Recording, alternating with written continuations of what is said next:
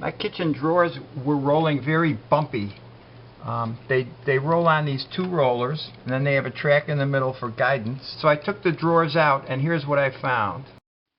Now here's the drawer upside down. I'm halfway into this project, but I thought I'd make a video. So as you can see, that this is the track upon which the roller rolls, and it's falling apart. The other side was completely falling apart.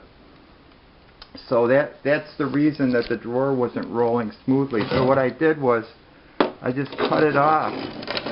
I cut off the side that was completely ruined, so to make it flush with the bottom of the drawer.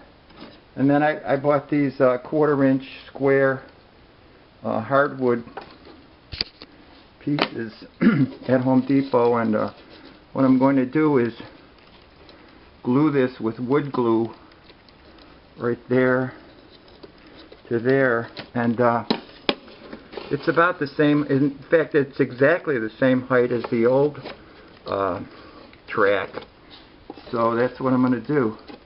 I might even get two of these and put one here and one next to it. And I've already done this with another drawer, and it did help somewhat. So this is that's my plan.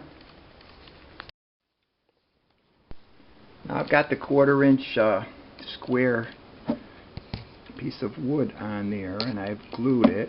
Now I'm just